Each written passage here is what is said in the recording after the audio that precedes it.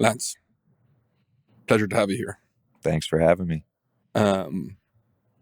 Getting ready for this podcast, I didn't know where to start because you have a very, very interesting life.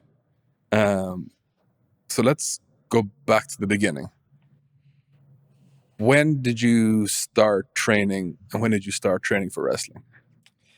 I started wrestling when I was 9 years old. So I guess we kind of jumped in full force right when I started wrestling because my brother Colin, who's younger than me, he had actually been wrestling before me. Yeah. So he had started when he was 5, and I was still doing karate at the time, but karate was more of like just a thing you put your kids in just to keep us busy, I guess. So it wasn't like, oh, I'm going to do karate the rest of my life. Like it was just something that I was doing, and I did enjoy karate at the time, but I went to a practice and watched my brother wrestle. I was like, oh, so I can just like grab some other person and like try to control them and score points for doing it. And like, it's one-on-one. There's no, at that time I'd already been playing baseball and stuff like that. And you kind of get the team thing. And the other, the pitcher's dad is the head coach and the first baseman's dad is one of the assistant coaches. And you get into that whole thing of like, well, I'm just as good, if not better than some of these guys. Why do you have me out in center field? Or why am I not starting pitcher when I'm the only lefty in the region? And stuff like that is kind of, at 9 years old, 10 years old, like this stuff was already going through my head because I was on a good regional baseball team at the time because baseball was really my true love. And that's what I enjoyed the most and felt that I was the best at. But wrestling, I could really prove like the mano y mano type of mentality that either you're better than me today or I'm better than you. There's nobody else to blame. And so getting into wrestling, I just jumped into it full force right from the beginning. My dad bought me a pair of wrestling shoes on my 9th birthday. Yeah. And we went to practice that day because my brother had practice, and I just fell in love with it instantly. Did it come naturally to you? No, not at all. And that's why I say baseball was my first love because I was a really gifted baseball player. I could, steal bases. I was a pretty good hitter. I was a good pitcher. I could catch the ball in the field. I was good at fielding the ball. Baseball was really a sport where I thought like, oh, this is where I'm going to get my college scholarship from. And once I started wrestling, I enjoyed wrestling more, but I wasn't near as good at it naturally.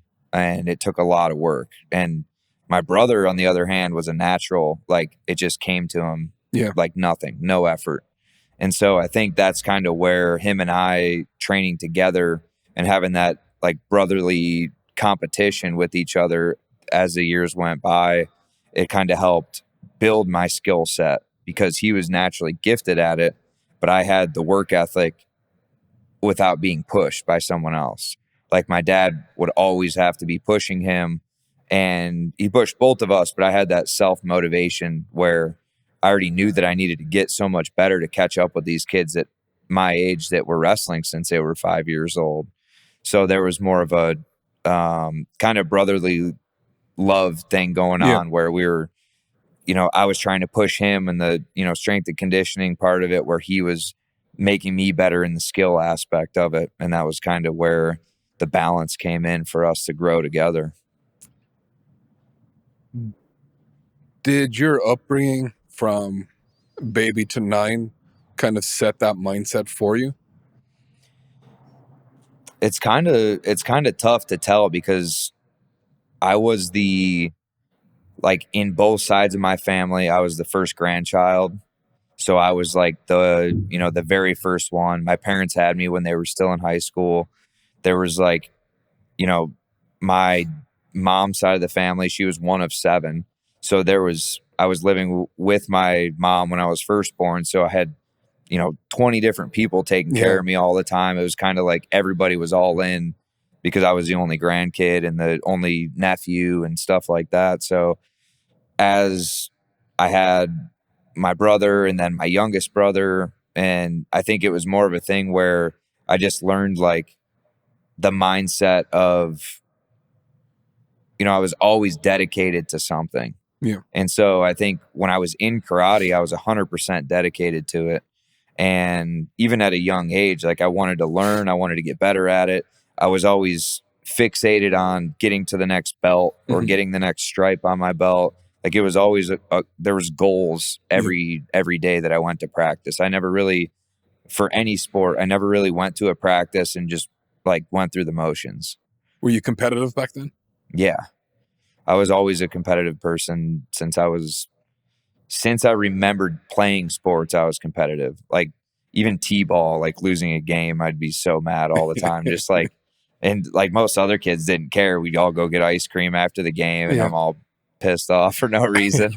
But it's like, I think it was just that I just wanted to be the best at whatever it was that I did. Can you go through the journey that led to you going into St. Ed's in terms of all the tournaments, the training, everything that got you up to that point? Yeah, I think I could give a good Cliff Notes version of it, basically, because there's so much that went into wrestling in general for my family. Once we really got serious with it, it became a thing where we would go to practice 4 days a week. And then Friday after school, we would leave to go out of town, whether it was Pennsylvania, West Virginia, anywhere in neighboring states or in the state of Ohio, to a tournament on Saturday. You would weigh in, wrestle, then we'd go stay in a hotel somewhere, maybe in a different state that night, and wrestle another tournament the next day. And sometimes wrestle double bracketed, like our age division above us or a weight class above us or whatever it was, just to get extra competition. And it was always just about getting matches and getting experience. And so the years of like 9 to 11 or 9 to 12 were all about just getting as many matches and experience as possible. And at that time, we started going to national tournaments. Like as a kid, there was a Trinity Award where if you won a kickoff tournament in the fall and then Tulsa Nationals in January, then Reno Worlds in the spring, you won the Trinity Award, which is winning all three of those. And that was like our main goal once we started competing nationally. And so my brother was a 6-time Trinity Award winner. And I had only won it one time in that entire period that I competed, but I felt like that was partly motivation because I was still getting better and trying to catch up with these other kids that I was wrestling against and basically trying to make bigger strides between years to make up for that lost time that I didn't wrestle. So I think in the middle school years as a kid, it was always we still played baseball, we still played soccer in the fall, we did other sports, but when it came down to what we really focused and practiced was wrestling. And so even in the off season, we had to drill in the basement twice a week we had notebooks and booklets full of notes from camps we've gone to. We used to go to Ken Cherto's camp, Jeff Jordan's camp, just coaches nearby in Northeast Ohio, because that was like the hotbed of wrestling. So we had Jeff Leonard and Eric Burnett, who was still coaching up at Elyria and, giving back to the community up there. I mean, we had so many good coaches from a young age that would be involved in our lives outside from my dad, because my dad, he would watch everything that happened at camps and basically take notes on everything so we had it when we would go home. We could drill, for months and even years. Like we'd go back through the booklet and there's moves that you could remember from, 96 that you could go back through and drill. And that was the main thing, was just drilling and putting time in outside of training, because there's a lot of kids that I even talk to nowadays that, even at the high school and collegiate level, where the extra work, they know this because many people have told them the extra work is what gets you to the next level, but actually doing the extra work and being consistent with it is the only thing that's going to really get you there. And it's just another piece of the puzzle that kind of adds to things. And that was something my dad kind of knew of back then when we were growing up and we were going to all these camps. It's like you can go to a camp and you can learn all these things, but you're going to forget it a month after that if you're not implementing it into some sort of drilling techniques or in your practices. So a lot of the note taking and even videos, like he had the little camcorders back then, and we would film techniques at the camps and just to remember that type of stuff for when we'd come home to be able to drill it together. And Colin, my middle brother, he was around my same size. We were probably only, 5 or maybe 10 pounds at the most different. So even though he was a few years younger than me, we would be able to drill in the basement together all the time. And that was the extra work that we really needed to get better through those 5th grade, 6th grade, 7th grade, 8th grade. You get to a point where you can be the best in the nation as a kid, but that's not your end goal. Mm-hmm. The end goal for the next level was to be a 4-time state champ. So our eyes were always set on preparing for high school. And that was kind of my dad's mindset too, was all these matches aren't just to show, look at us, we're really good wrestlers in middle school. Because at the end of the day, that doesn't matter in the grand scheme of things. It's preparing yourself for the next level. And that's the same with high school, is you have goals to be either a state champ or a few times state champ or whatever it is, but those goals only help prepare you for the next level, which would be college for most people that are trying to wrestle for a scholarship. And so I think our main years, 5th through 8th grade, were preparing for us to go to St. Ed's and do well there, because the lineup at St. Ed's, just to make the lineup for a lot of people, is just a goal for them. We had 5 teams. It was, you had your gold team, which was your actual varsity team. Then your green team that wrestled varsity at all the other tournaments, but they didn't go to the state tournament because they weren't the starter. And then you had your freshman team, which was just the freshmen who couldn't make the other teams. And then you had a senior team, was all the seniors who didn't start. They had like their own. I mean, we had like 60 people in the wrestling room, maybe more. Yeah. And so the mindset at St. Ed's was excellence and tradition, and we knew that from a young age, because we would, starting in 4th or 5th grade, we started to go watch the high school state tournament, and we were always watching older people that we could look up to and watching what they're doing and seeing if there's anything they're doing that we're not, that we can be adding into our training regimen and our learning skill sets and stuff like that. So we were going to the NCAA tournaments, we were going to high school state tournament, and I think all of the outside things, like basically just studying without studying. You're going there to enjoy the tournament and watch people wrestle, but you're still learning while you're watching, especially at a young age. When you look up to these different types of people who are older than you,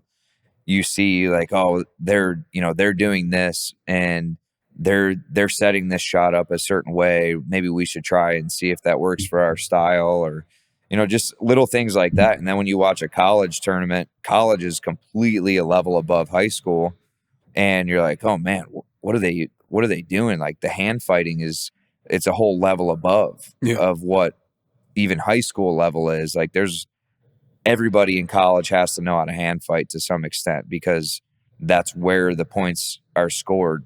Your initial, your hand fight, your setups, everything has to be way better than high school. And so we implemented a lot of that different stuff into our training in middle school, just because when you have that little bit more of intensity than another kid who's in 6th or 7th grade, you're going to break them mentally. And so there was a lot of things that we did as far as that goes that helped us prepare to get to St. Ed's. And in the end, it made a huge difference just walking into that wrestling room, because we were already prepared. And there's a lot of kids that go from middle school to high school and they're like, oh man, this is a lot different. This is a lot tougher practices, or there's weight training involved, or there's, practice with one of the coaches after practice just to work on a couple moves. And this is stuff we'd already been doing since 4th and 5th grade. My dad would have people come from if there was really good wrestlers around our weight class or our age group, and my dad would talk to their parents and they would talk to my dad, and we would set up, they called them crazy dads weekends. They would fly into town and stay at our house, and we would go practice at one of the local schools. And it was basically a camp during the season for a weekend where you'd get better wrestling than you'd get at any tournament because it's all the best kids that we could bring in the area. So there was a lot of that went on for years, and that was more preparation than a lot of people could probably even fathom at that time of wrestling. How did your dad figure all this out? How did he come up with the plan? Did he have a wrestling background himself? Like, what did he do?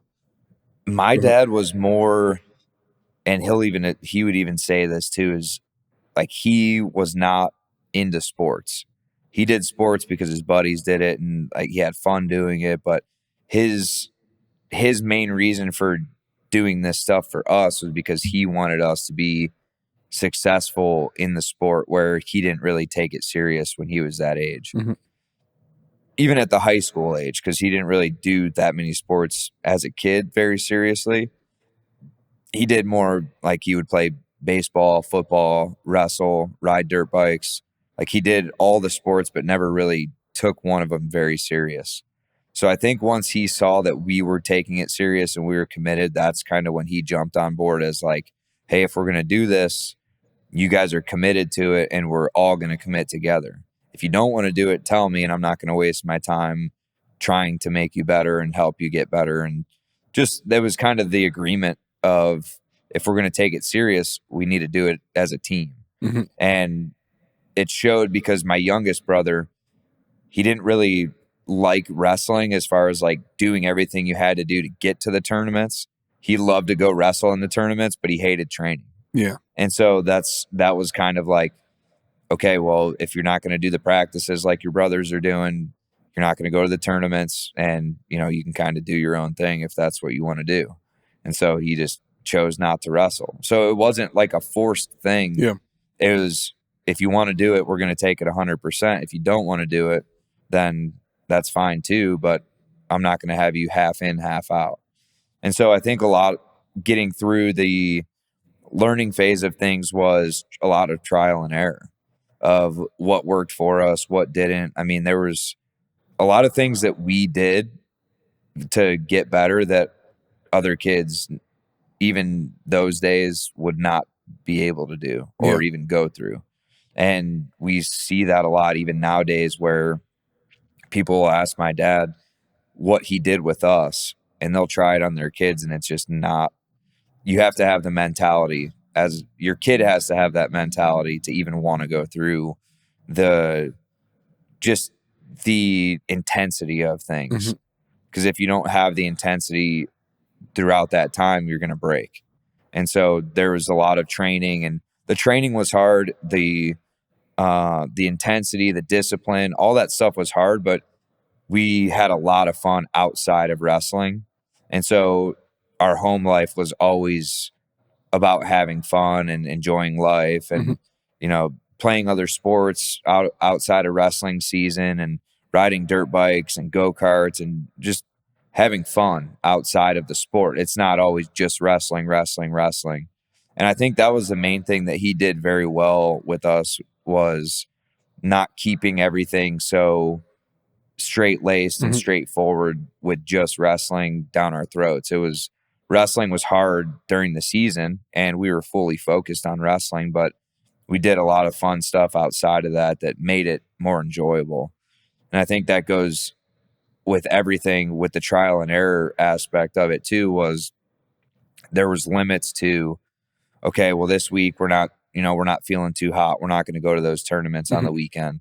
We'll just, stay home, or, go to the rec and play at the pool, or do something like that, just to take a weekend off and kind of let you rest. You're still doing your workouts during the week, but we'll take the weekend off of travel and just kind of play it by ear, basically. But for some reason, he knew how to push us, but not push us overboard to where we were burned out.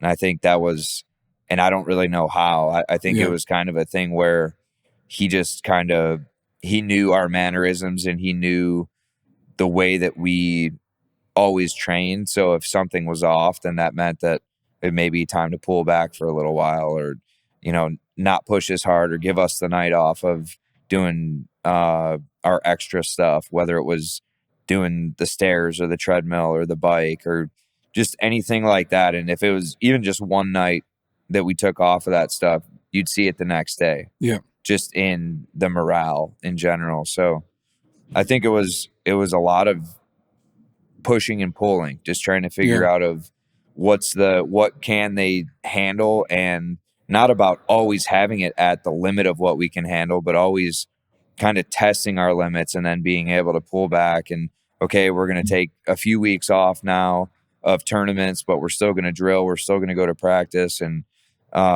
you know, to prepare for the next big tournament that was coming up in the spring or whatever. And he was really good about doing that. And that was a lot of it, was that he knew that we were pushing ourselves when we were there in the room and when we were in any training, but he knew that there needed to be time off. Mm-hmm. And so that was just kind of, you know, that it's very unique because aside from other kids not really wanting or being able to do that at that age, they'd rather go play with their friends, or, you know, so and so is having a birthday party this weekend and we're at a wrestling tournament or whatever it is. It kind of showed that we were disciplined with it and we were all in with the sport, and we knew that it had bigger meaning than just that weekend tournament. And it's hard to think like that as a kid.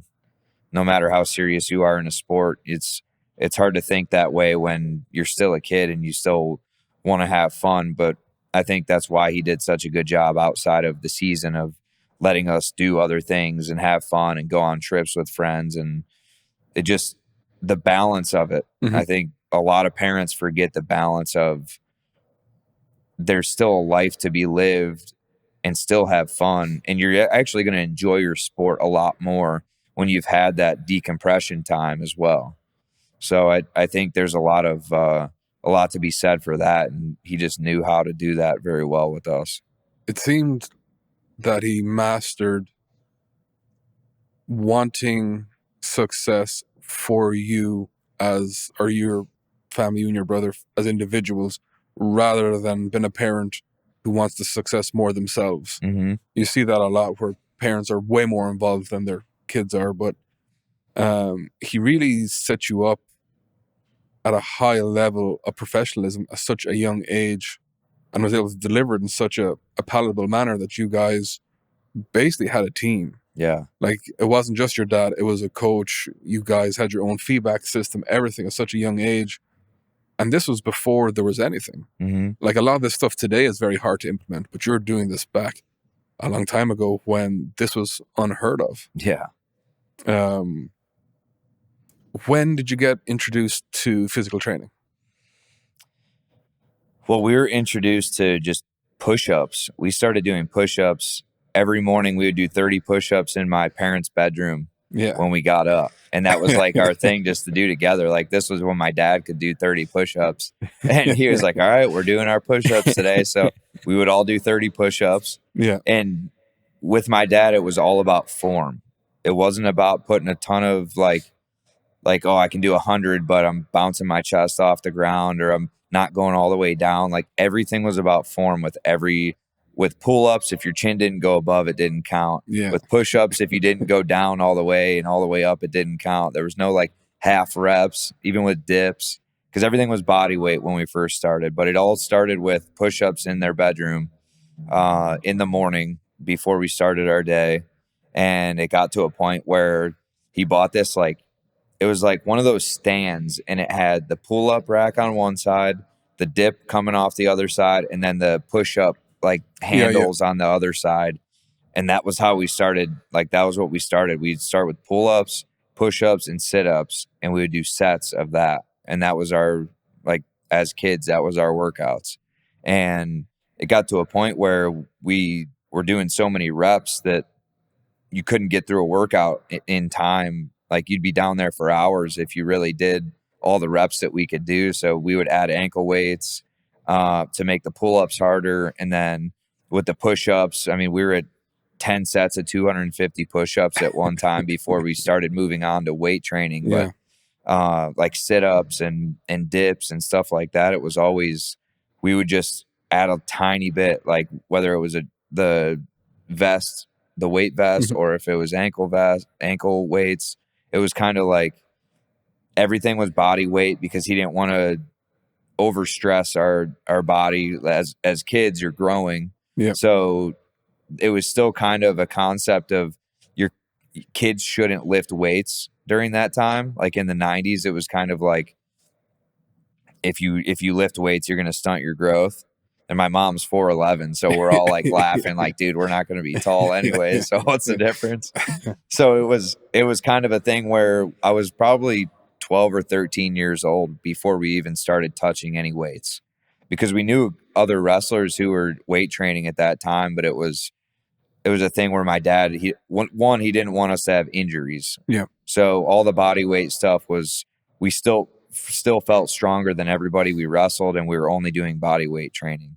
And I think that started, like we started with that one machine thing, and it turned into a whole basement full of weights and dumbbells and like preacher curl bench and everything you can think of down there, like old school lifting style, with one section of mat space so we could still get our drilling in, and airdyne bike and treadmill. Like we got to a point where it was basically a fully functional gym down there.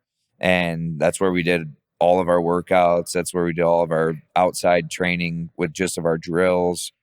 And I think it was a thing of where we were able to do all this stuff because at that time as well, if you were under 13, you couldn't even go into like a Bally Total Fitness or something like that. Like they wouldn't even let you in with your parents. So we couldn't even go to like nowadays you can take your kids into the gym as long as you sign a waiver or whatever. But back then it was like we had to have whatever we needed in the basement. And so it kind of started that way, but it used to be the on the carpet push-ups and it turned into push-ups, pull-ups, sit-ups, and then it turned into adding a little bit of weight to that, and then turned into doing actual strength training with, bench and incline bench. And we did a lot of dumbbells rather than bar. And I think his main thing was the stability. Yeah.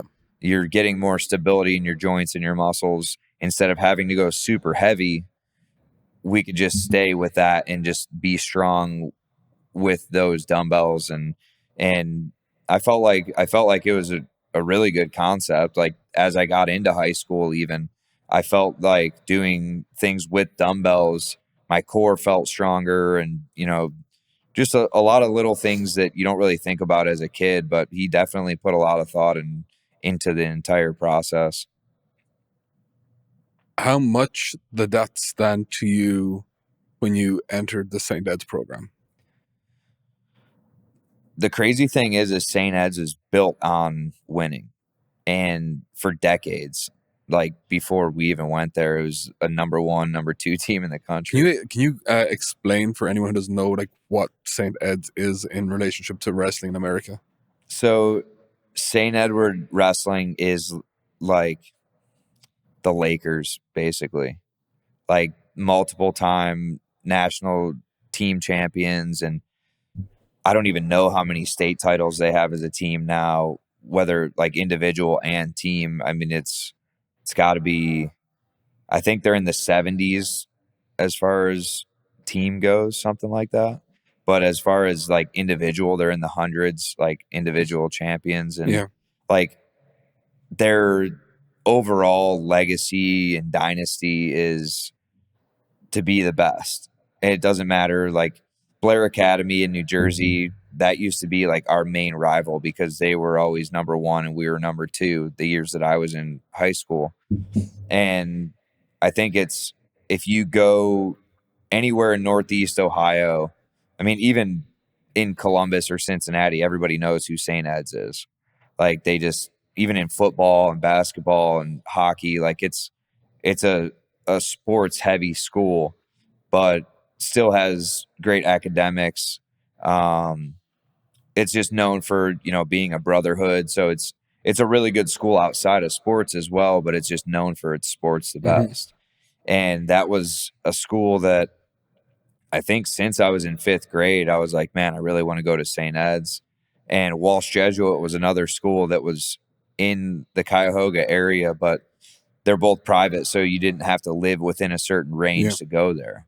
And I was kind of torn between which one I wanted to go to, but I had already been basically training with a coach from St. Ed's at the time since like 6th grade. We would work with him and learn from him. He was teaching a lot of guys that were winning state titles, and my dad he would stop at nothing to have a good trainer work with us and good coaching. I mean, we caught a lot of heat from a lot of coaches from our club because we would go to like 3 different club practices a week. We'd go here one day, here one day, here one day, because my dad always wanted us to get different looks and get the best training that we could get. Yeah, very smart. And there is a loyalty aspect to a team, but if you're not getting the best from your team, you have to get that from somewhere. And so that's why at a very young age, I learned that loyalty is one thing, but if it's to your fault, then it's not really loyalty. So and that was the one thing that I really appreciated, is that we would go to all the best practices, and there were nights we would drive 30, 45 minutes to a practice, and you're sleeping in the car and you wake up and then you got to go wrestle these other little tough kids. And like, it was a grind, but I think everybody in Northeast Ohio knows that St. Ed's is the team to beat. And there's other really good teams up there, even public school teams, but St. Ed's is just, they have a legacy of creating state champions, even college D1 All-Americans. I mean, it's overall, it's just a great school academically, sports wise, and just in general. There's people that you'll have lifetime friendships with. And that was kind of why it was so important for us to go to St. Ed's. Is it the structure that sets it apart, because the structure maximizes the opportunity for the mindsets that come into it? Yeah, I think the structure of the team itself, the wrestling team, and the coaching and the ideas that they have brought from generations of coaches there. And Ferguson was like the first really good coach that started the dynasty of St. Ed's wrestling. And he had so many sayings and little things that he would do with the team. And he actually came from money. So he had a gym in his basement. And so in the off season, my dad, his best man of his wedding was actually a St. Ed's wrestler. Yeah. And so they would go in the off season and wrestle at Ferguson's house. And it was open to kids all over the city and state. It wasn't just a St. Ed's thing. Yeah. And so that's kind of where the mentality of like bringing the best guys together to train and get better came from, was Ferguson. Because even though he coached at St. Ed's, he wanted everybody to get better together as in general for Ohio. So I think that type of structure and mindset really brought St. Ed's to the cream of the crop, I guess you could say. What was it like to compete for St. Ed's? I guess for people that don't know what St. Ed's is, you could compare it to like Iowa wrestling. Mm-hmm. Like when you put that singlet on, everybody wants you to lose, but you also know the guy across from you is afraid to wrestle you just because of that singlet. And so it was like you always had to prove that you were the team to beat. Like you had to go out there and show like, this is why we're St. Ed's. And I think that was really cool. That was something that I always enjoyed, was putting on the black and gold singlet. And like we had different singlets for different rounds of tournaments too. Mm-hmm. So the black and gold singlet was always our final singlet. So once you put that on, like you feel invincible.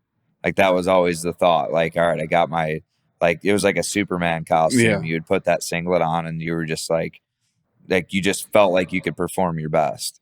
And I think that was just something that, watching from a young age, you watch all these other high school guys while you're in middle school, they have the black and gold singlet on in the state finals. You're like, oh man, I can't wait to wear that one day. So I feel like it's kind of like the Iowa or Penn State now or Oklahoma State. Like, oh man, these little kids all want to wear that singlet one day and be in the finals. I think that's kind of where it first stemmed from was that, because you see all these guys winning and they're wearing that and you're like, that's what I want to do. And that's kind of like, and then there were kids younger than me. There's kids that are at Ohio State now that were watching me do that in high school. And it's like, oh, I want to wear that singlet. So it's pretty cool because it is part of like a big legacy just to put that singlet on and represent St. Ed's. Who was your wrestling coach? John Heffernan was the assistant coach at the time, and Greg Urbis was the head coach. What are some of the biggest takeaways you took from them? I think with Coach Urbis, he's like such a humanitarian. Like he's like the best person ever. Like he's still involved with St. Ed's High School, even though he's not the head coach anymore.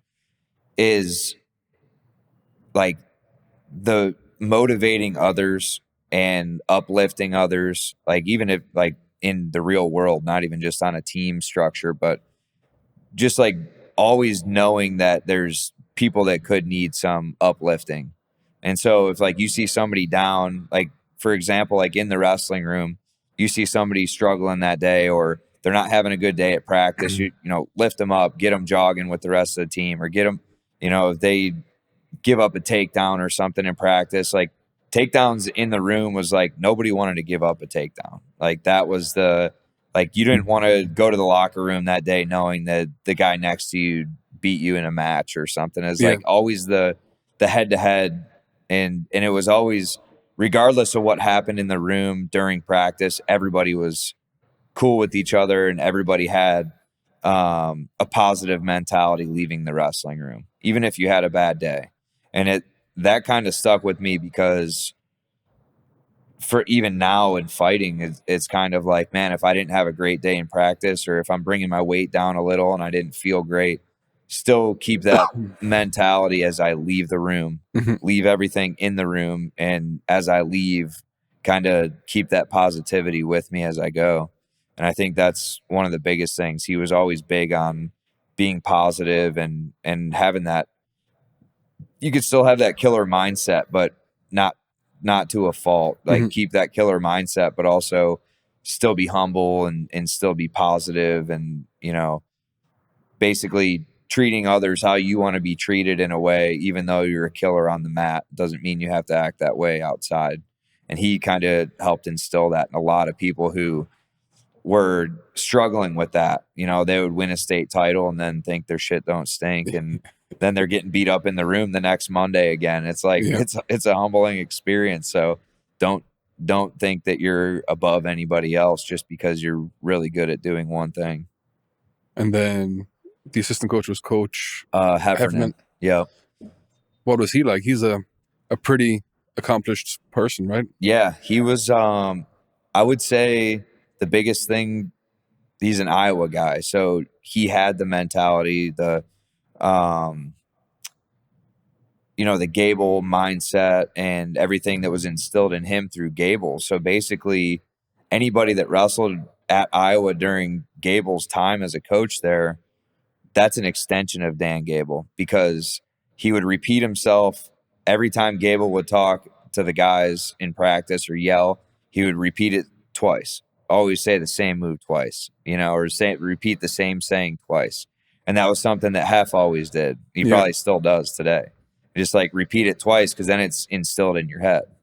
Like I wouldn't have remembered that from 20 years ago if he wouldn't have done that. So it's like, it's funny because when you think about it in the moment, you're like, this guy just keeps repeating himself, but it really sticks with you the more that they do that. If they have something they say that they want to be remembered, they're going to say, he's going to repeat it and say it twice. And that was it was kind of cool to have in high school, of all the knowledge that he learned from Gable when he wrestled in college, and bring that back to a high school level sport and be able to kind of transform that room into college level wrestling in high school, basically. And so that was something I'm kind of grateful for, is somebody who wrestled at a high level in college who could come back and say, hey, this is what these guys are doing at the next level. Why not implement it here and get these guys prepared earlier on? What was success like at St. Ed's and the success you accomplished? I think at St. Ed's, success was expected just because, like, that's why you go there, right? Mm-hmm. You're expecting yourself to do exactly what the people before you have done. And at my time of going to school there, I was a freshman when the very first 4-time state champ from St. Ed's won, Ryan Lang. And he was like basically like my mentor that year. And I had grown up with him and his family, and watching all of his matches when I was in middle school at the state tournament those 3 previous years, and then being with him my entire freshman year, watching him succeed and being able to accomplish that goal of being a 4-time state champ that year. It was really cool to see, but it was also like it solidified in my head, like that's what I want. Mm-hmm. Like winning a state title as a freshman was really cool. Winning a bunch of big tournaments throughout the year was really cool. Winning some big matches, but like knowing that he had just done that and it was somebody I looked up to, and that it's possible, and that it was because I knew there was a possibility of it happening, especially after I won my first title. But it was like, okay, well, I won my first title. Now I can watch him win his 4th. Yeah. And then you're like, oh, damn, like this is like, now I have to do it Yeah. because I just watched him do it and I looked up to him for so long. I'm like, I have to do it. I've already won one. I can't lose any now. I just got to keep going. So success was always expected, but it was never really talked about just because Yeah. everybody that went there knew like you're supposed to win. Like you signed up for this. It's a private school. It's not like it's public and you just live in the area. Yeah. Like you signed up for this. You came here. Somebody from your family probably came here in the past. And that's what we trained for, and that's what we prepared for. All the hours that we put in the basement growing up, and all the tournaments, raising money, walking door to door, trying to raise money for national tournaments, just for flights and hotels. Like that's why we did it, to get ourselves to this point. And so success was, I expected it out of myself. I didn't expect anything less than the best outcome, but anything can happen. So it was kind of there was a lot of people that I watched that should have been state champs or should have done really well that didn't, just because they just let it get in their head too much instead of just trusting the work they put in and trusting the time they put in. And there's a lot of, I think there's a lot of ways you can look at it, taking it from a school like that where it's expected. Maybe, I had a friend whose brother was a couple times state champ, ended up being a national champion from Michigan. And, you could see he wanted to be so good. He was good. He put a ton of work in. It was just sometimes mentally it just wasn't clicking. And you see that a lot though. Like that's why there's a lot of pressure that comes with that when you start really thinking about it, is like, man, I'm supposed to be here, but now I have to do it because I've already come this far. So that's with the success of the school, there's a lot of people who think like that and take that into account. I think it kind of hinders them a little bit. What was it like competing in your last tournament for St. Ed's? That's pretty crazy to think about now. Yeah. Because I was just at the state tournament last weekend watching these kids. I would say that it's bittersweet because there's still a job to do, but you're like, man, I won't get to do this again. Like win or lose, like this is my last shot to do it. And I've already won 3 titles, but the 4th one is just, I think it's just bittersweet because you're done after that. So, and my brother was a freshman at the time going for his first. I don't know. I would say that it was a a better word for bittersweet would probably be like relieving, just because I knew that like we trained so many years and put so much in to get that. And it was more than just me. Yeah. It was like my team, my family, my brother, grandparents, like everybody that put any ounce of effort into you. You're Yeah. like, oh shit, I can't fuck this up. So that was like, it was probably like relieving after I won, because I was like, oh my God, like it was cool. I could kind of relax for a second. And I knew that there was a lot on the horizon after like going to college and starting the next set of things. But in that moment, I could like just take a deep breath and be like, okay, we did what, that was our goal from being kids. Like we got through that point, already had our full ride scholarship, and my brother had already won his first, so I wasn't like nervous about him winning. So because he was a couple weights below me. So I was like, all right, well, now I just have to get it done and then we can enjoy our time. But I would say it was relieving and bittersweet because it was over. We'll touch upon it as we continue this, but from everything you've accomplished and done, how does that compare to the relieving feeling of that fourth title? Dang, that's tough. Because it's so different. I would say like being a 4-time All-American in college it's a good accomplishment, but it's like not winning a national title. You're like, man, would you want to give up 4 All-American statuses for one title? Yeah. Probably not, but some days I would be like, oh, maybe. Because like I was being so close and not getting it my senior year. But I didn't have, I think also losing my senior year in the finals, I didn't end on a note of like, man, I finally got it done. Yeah. Like it was more fuel for the fire actually for me to start fighting and move on to another segment of life. Where in high school, I was able to kind of close that out and be like, this is exactly what that was our goals. This is what we wanted to do. And that's what we did. And did it pass with flying colors, had some great matches, set some good records. I don't think, I mean, obviously like winning belts and stuff in MMA it's awesome. And it really is a great accomplishment for myself. But, like when it comes to money and other things like that, I feel like that kind of changes the way you think about it. Yeah. Because there was no money for winning 4 state titles. It was just all the effort you put in, whether or not you can make it count when it mattered. So I think that was like, that's something when you think about it, you're like, man, it's crazy to be a kid and have all these goals and be able to accomplish them with such discipline and be able to, like, our whole family be able to go through that and do that together, because fighting is a lot different. Fighting's like you're on your own. Well, it's complicated. Yeah. It seems so pure. The fact that you had this setting of which your dad created this ecosystem of, okay, here's the goal, here's the objectives. You're all part of this team. You're giving back feedback. And then you're there. You're at this tournament.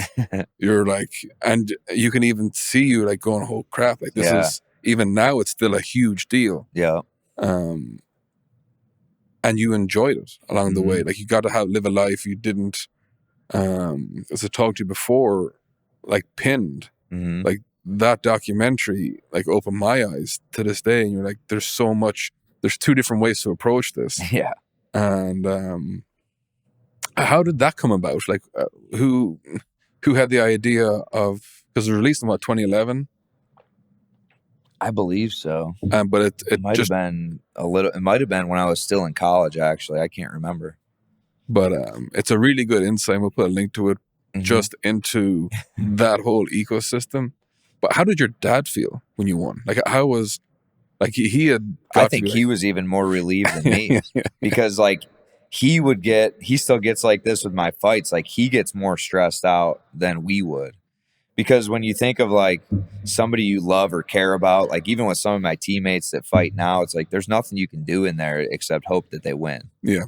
And so coming from his side of things, where he doesn't know like how we're feeling inside, or like if we're feeling our best, or if we're ready to go out and, just attack, or if we're going to, sit back and kind of wait, or like that was always his, like he was so intense all the time when we wrestled, because he only wanted the best for us. So it would make him so nervous. He'd be a wreck. He'd be all sweaty and just like beat red. Like it's like you would see him after matches and he'd be like exhausted because of the up and down adrenaline of the entire tournament. Yeah. So I think for him, it was really relieving to get that with my brother's first title and my fourth title.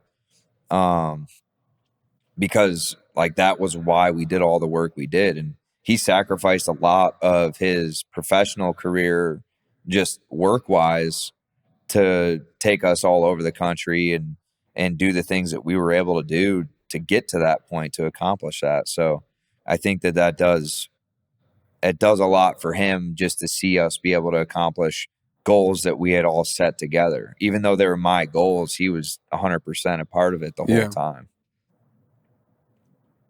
Before we go on to the transition to Ohio State, can we touch on what your dad did and the animals and the bears, of how like that blew my mind, of just seeing people wrestling bears. But growing up in that, did that what was that like? What did that feel like? When I look at it now that I have my own kids, I'm like, dude, that's crazy. You can't believe you let your kids like go play with bears and like feed tigers and like clean bear poop out of cages. Like it just sounds insane now, but that was literally when I was born. I was still in like a carrier, and I would travel to these different shows with my dad where they would have the wrestling bear, or people would be able to get their pictures with the bear at state fairs and stuff like that. Like, I don't really know how. So Sam was my brother's godfather, and he met Sam just through a friend, and like, oh, this guy's got a bear. And he's like, oh, cool.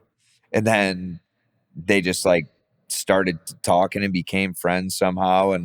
And he was like, why don't you work with me? We'll do this thing together, and, we'll build it. And he didn't really know, like it started with one bear and it turned into having 9 bears and a bunch of tigers and wolves and lions. And, we had a black leopard at one point, and just having all these different animals. And we even had some rescue animals also, like from drug busts in New York, like alligators and kangaroos and like weird, just random stuff. And it was like, it kind of escalated from the time I was born until about when I graduated college, I believe, was when that all that stuff went down with the guy in Zanesville, and then all the animals in the state at any private thing had to be like taken to a zoo or somewhere else. So, I mean, during our entire life, it was normal though.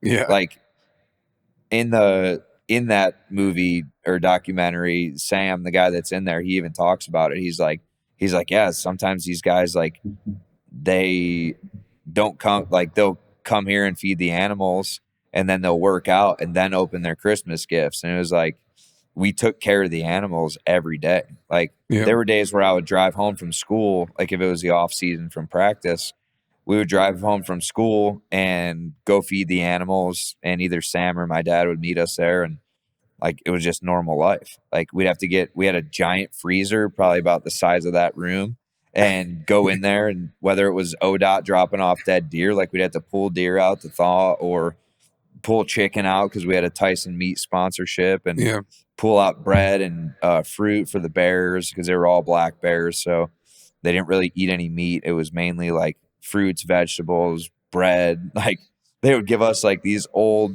they weren't old. They was just too old to sell in stores anymore. So we would get truckloads of like donuts and like all different types of pastries, and the bears would love it. We'd give them just like snacks of stuff. And like we basically, I mean, they were like our animals for, 20 years. So it was, and Sam, that was all he had in his life.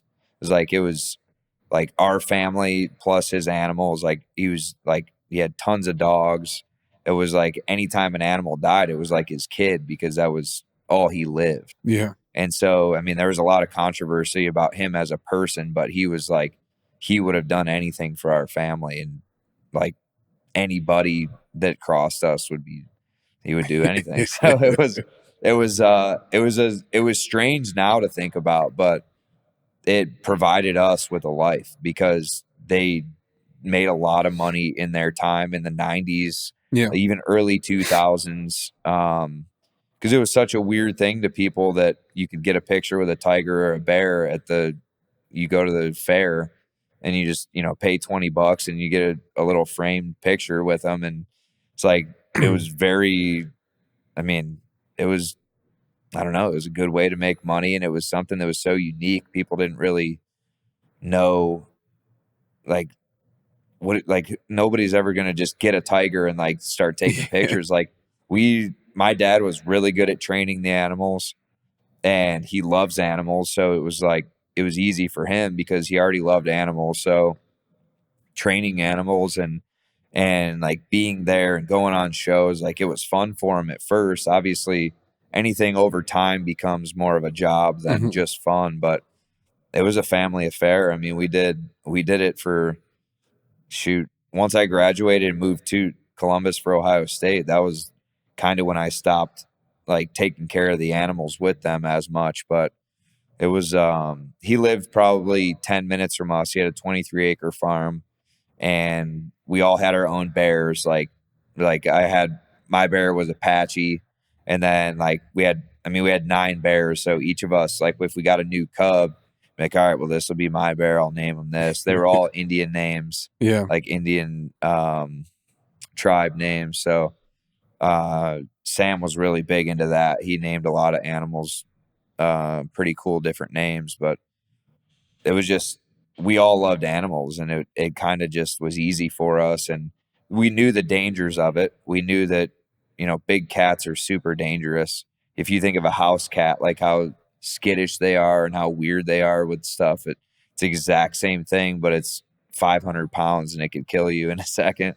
So like having 6 or 8 of those in big pens, and like it was very, like once we moved away from just bears and started getting big cats, it definitely got more nerve wracking. But we always knew, like with the wrestling, my dad had a system for what we did, and how we would feed them and give them water, and not sticking your arm through the gate, or just little stuff like that.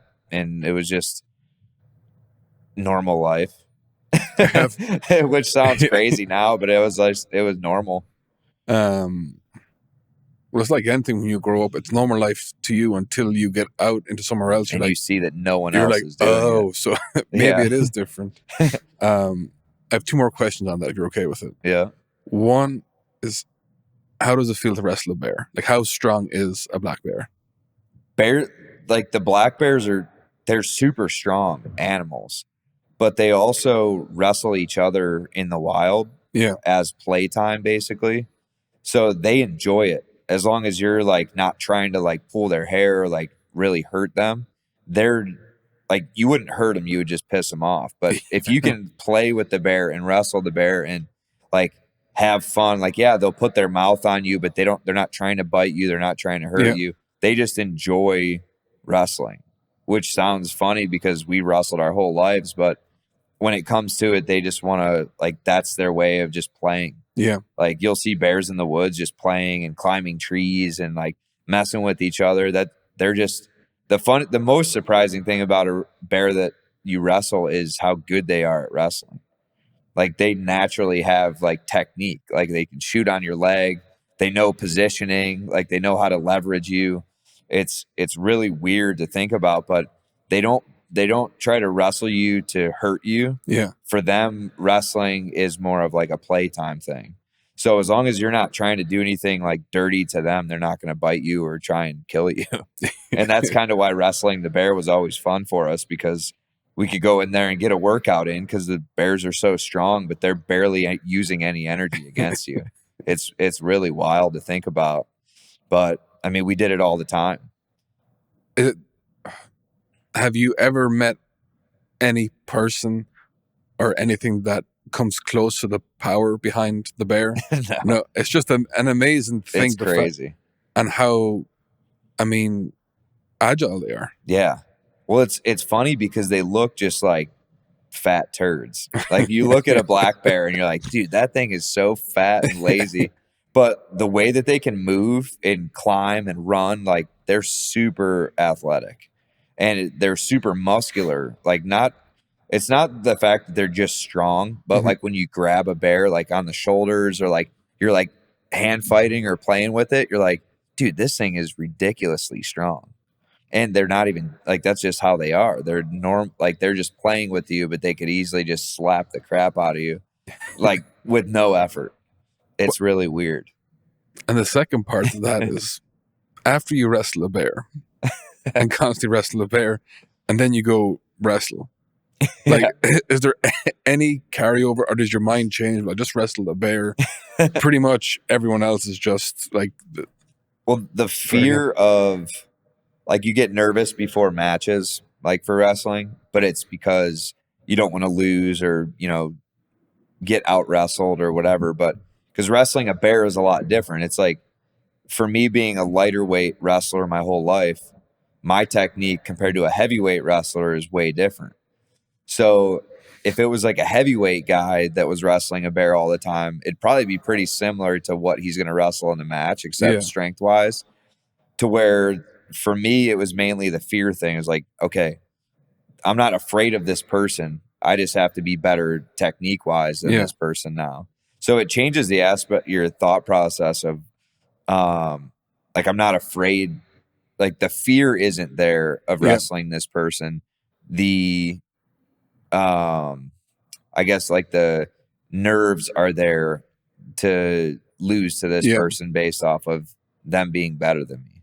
So it definitely, because I'm like, I don't care who it is. Like I'll fight anybody, I'll wrestle anybody. I have zero fear of that. But knowing that I can still lose to that person somehow is like, that's always going to be there.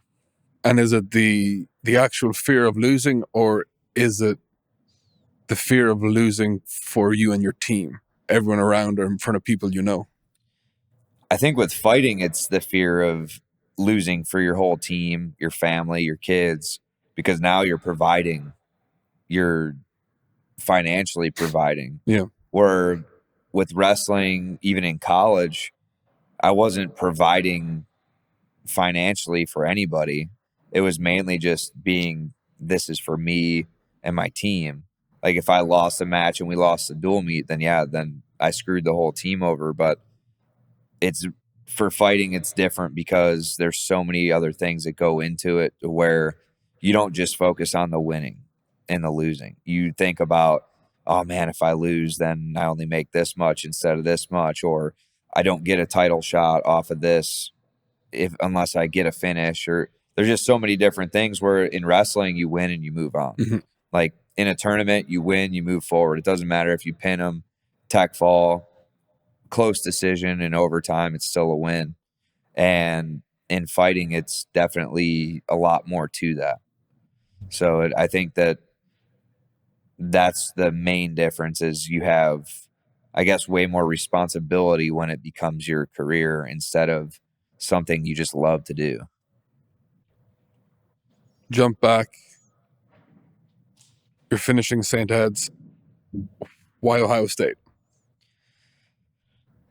I think I wanted to kind of break the mold a little bit with people leaving Ohio to go to other schools. And Russ Hellickson was the head coach at the time, and they had a great coaching staff, and they actually had great teams throughout those years. But I think he was even vocal about not recruiting guys. He's like, well, if they want to come here, they'll come here. It was never like, we want you on the team. We want you at Ohio State. We want you to stay close to home.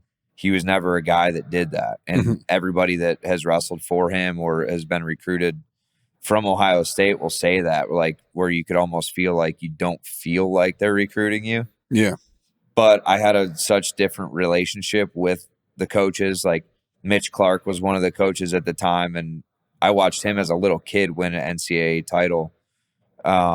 So I just knew who he was, and I looked up to him because he was a leg rider, and that was like my style of top riding and wrestling. And he worked with us when we were kids too. My dad would have him come up, and he would train us for an hour and teach us things. And so we had kind of a relationship with him even before he was a coach at Ohio State.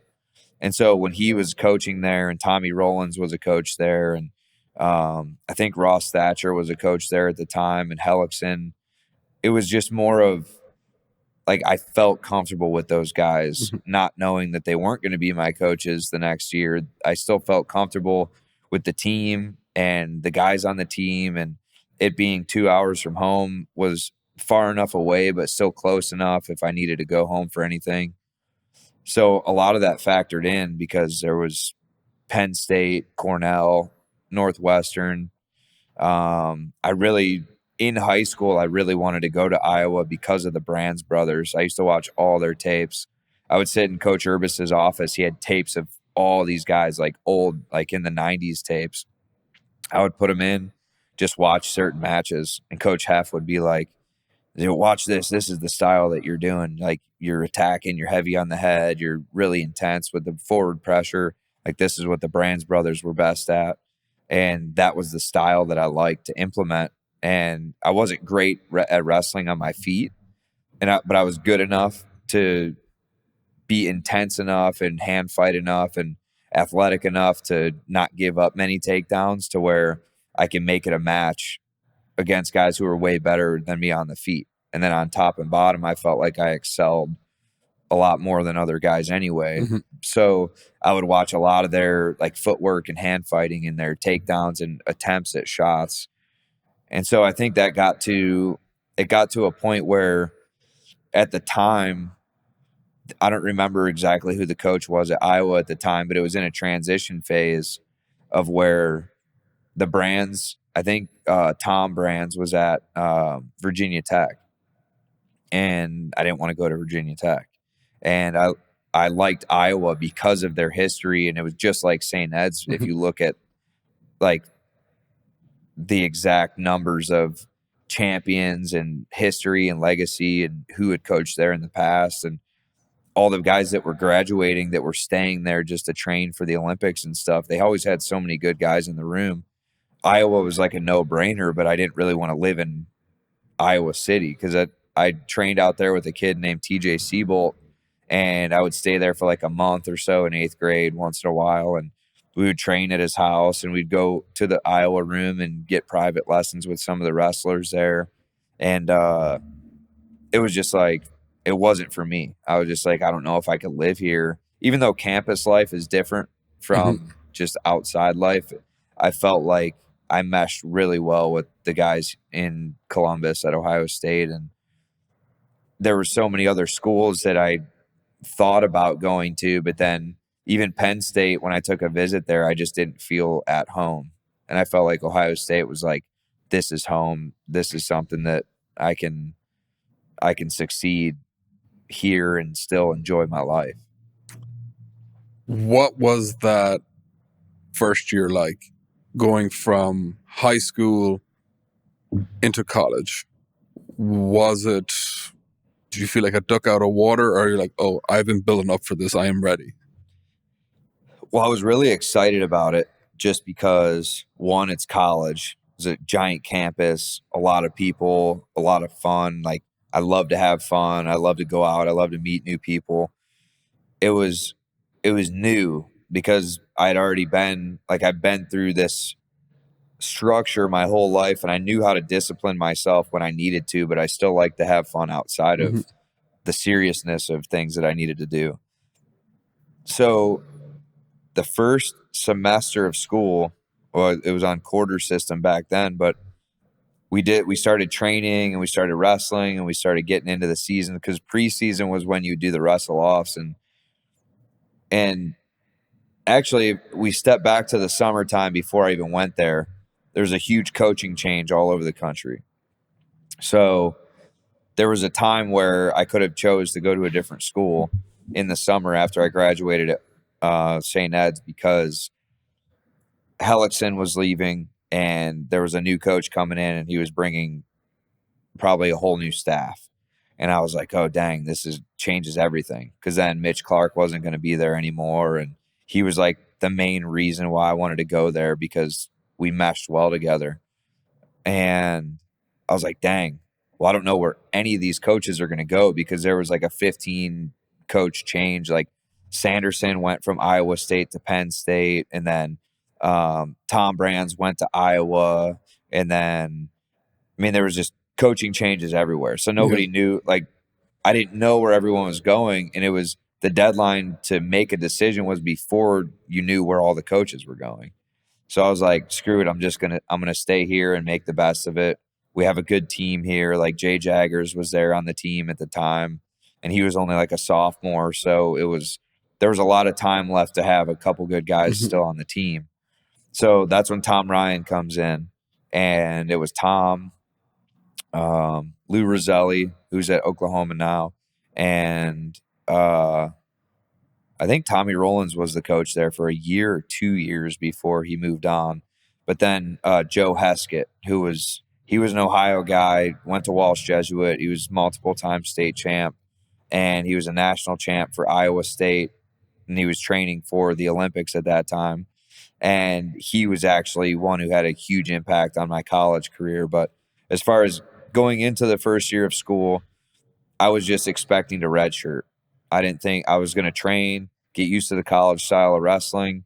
I could compete with the guys in the room, but I was like, if I have a whole year of doing this and doing open tournaments and getting ready, then I could probably come in next year and be a force without really trying to rush myself. And so I still did the wrestle off because he wanted everybody to do it, like 2 guys at each weight to wrestle off, because that's when they started doing the crowds for wrestle offs. Like, what's a wrestle off? Basically, you would wrestle another guy for the spot. Okay. So there's 10 weight classes. You'd wrestle the other top guy, and there were some weight classes where there was like 4 or 6 guys. So you'd wrestle like a tournament structure, and then the final matches would be best of 3 at some wouldn't be best of 3, some would just be 1 just to get you a match. Yep.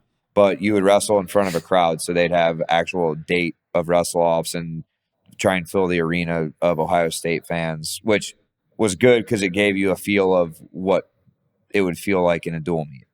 So I wrestled my match, and I was losing the match to one of my good friends.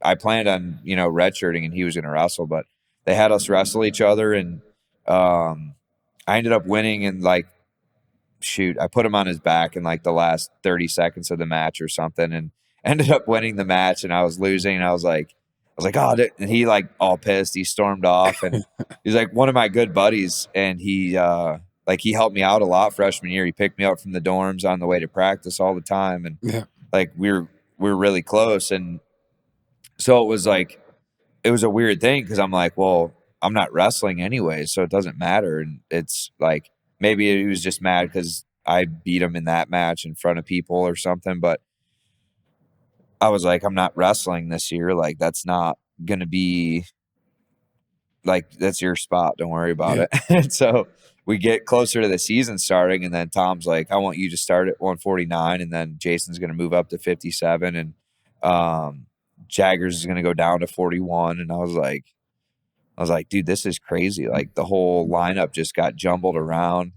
and it worked out really well, like long term. But it was one of those things where I was like, I wasn't expecting to wrestle. Like, I was expecting to redshirt and improve. And so I was kind of thrown in, but I was like, screw it. Like, I know that I can put the work in and get better, just because, like I said before, there's levels. Like, you can be a really good high school wrestler, but it's still so different from college that you have to tweak your style, even if it's just a little bit, to be able to succeed and win matches. Because in college, a guy who's not even very good that knows how to wrestle for the full 7 minutes, he's going to be a lot tougher to beat than any high school guy. Yeah. And so that was my main thing. And I think I lost like 12 or 13 matches in the first half of the season. And then from January through NCAAs, I think I only lost another 3. So it was like it was a big learning process, and I was able to make it to the semifinals of the NCAAs that year, and I took I believe I took third at Big Tens that year, and it was good, and I was like, well, now I'm in. Like, there's no reason to redshirt now. I placed fourth my freshman year, and I was like, we'll just go with it from here. Like I felt kind of mad that I didn't get an opportunity to redshirt that first year, but once I All American, I knew that I was capable of being there, and I knew that I deserved to be there. I just needed to get better.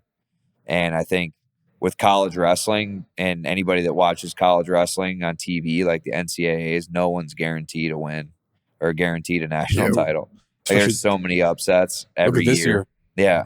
And it's Yeah. like their first round, there were so many top seeds that lost, and it happens all the time. So for me to be mad at being an All American, which like my goal is to win, it's never just to make the podium. And that was kind of why, like, my goal was never to be on the podium in high school, and it was never to be on the podium in college. It was always to be at the top of the podium and be the best at what I'm doing. So that was hard to deal with that year, because I was like, man, I felt like I did everything right and I did really well, but I wish I would have had another year to get ready. But as my sophomore year went, and my sophomore year was 2008, 149 pounds. That was like arguably the best year of, like, the best bracket for college wrestling ever. So it was a stacked weight class. Can we, just for terminology, what does red shirt mean? So redshirting in any college sport is basically where you're not a starter and you're still competing, but you're basically competing unattached at different tournaments, or kind of doing, you're kind of on your own, but you practice with the team. Like, you train with the team, you still learn everything the team does, you still do strength and conditioning with the team, but you don't get the, going with the team to tournaments, and basically it doesn't start your NCAA clock. Gotcha. So there's some schools that do a gray shirt as well, which is where instead of going to college, you take a year off and you just train, and you can train with the school during their like regional training center hours or whatever. And then you can do a red shirt after that. But nowadays, like, you can take an Olympic year as long as you've wrestled freestyle and have like some credentials. You can always take an Olympic year, which is another redshirt year, basically.